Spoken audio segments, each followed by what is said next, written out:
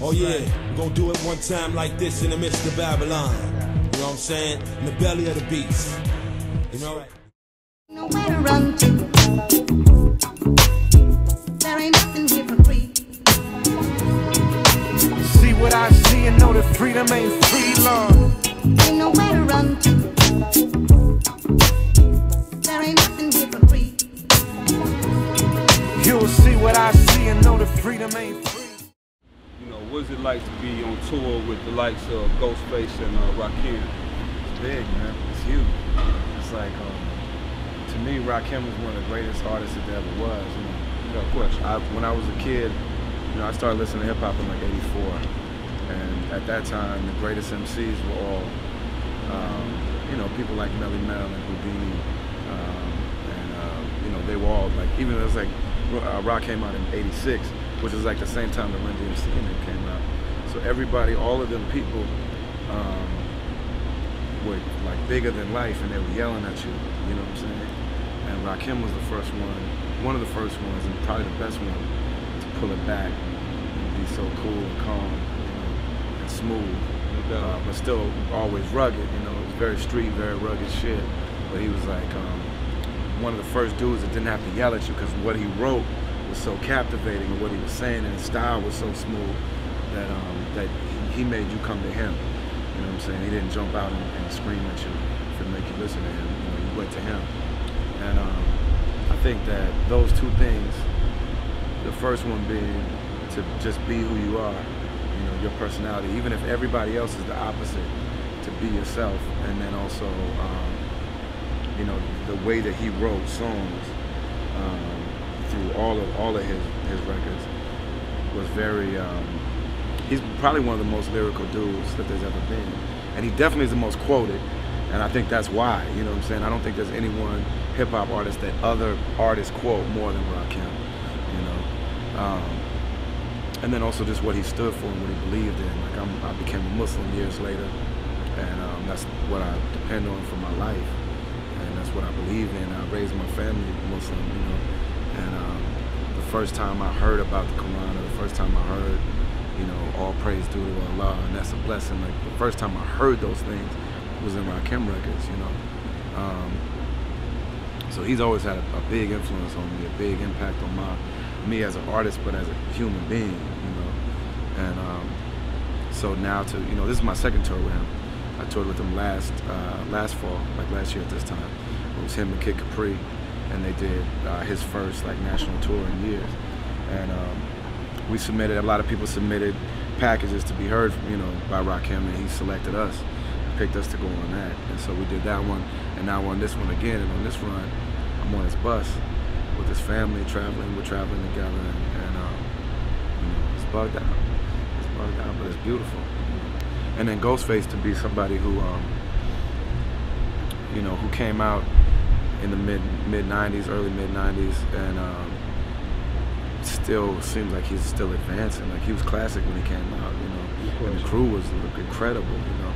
And he's always had he's always been one of the strongest solo artists from Wu-Tang, you know. Without doubt.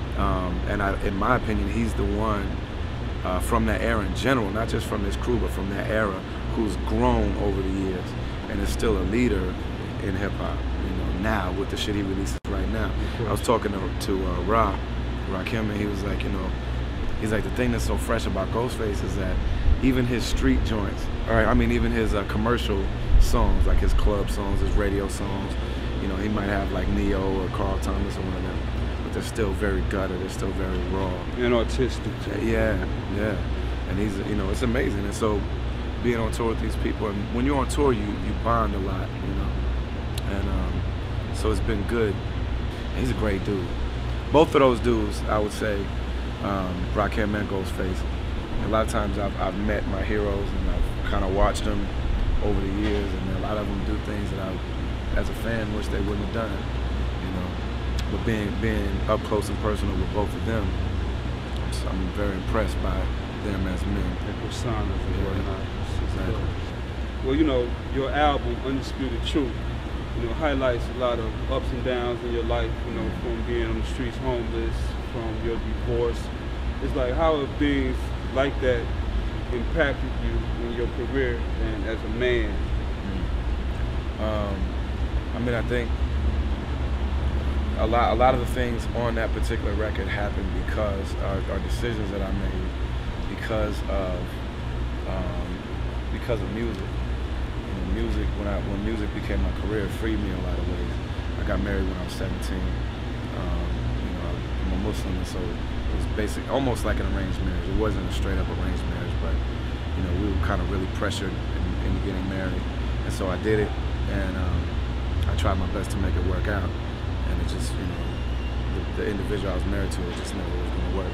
So I stayed, but I felt, you know, trapped in that, and then I was the provider for the family. I was the man of the house, and so, you know, I had to work all these different jobs, and a lot of times work 2 or 3 different jobs at the same time, and do my music on the side, and I was trapped in that too. I didn't finish high school, you know, and just was, you know, my life was not mine. I didn't feel like my destiny was in my hands at all.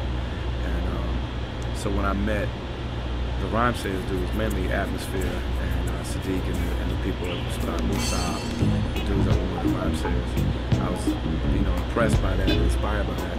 And so joined with them, started making my music, and started touring with Atmosphere, and put out, you know, my albums. And I didn't have to work those jobs anymore. And I started traveling and seeing the world, and I started, you know, my life became mine again. And so that made me just rethink everything. I went through every single part of my life, and I rethought it all. Like I took a step back, and I looked at everything. And you know, my marriage at that point was really bad for me, and it was bad for my son. There was violence at the crib. My son was being neglected. Violence on my ex-wife's part. You know, my son was being neglected. Strain and pain and stress and strife and struggle always in the house. And so I was on tour one time and you know, talking to her on the phone and just really breaking down, like, what are we really doing? And I realized it was wrong. So me and my son, I just came home off tour and got him. And because of the violence and everything, I just left everything with her. Let her have the car and the crib and the, you know, everything, my clothes, everything. The only thing I got out of there, my man Sadiq had given me an MPC, and I almost had to basically buy that back from her. You know, I had to like give her money for it so that she would give it to me. And then Ant had given me, well, he didn't give it to me, I borrowed it and never gave it back, but I consider it a gift. My man Ant gave me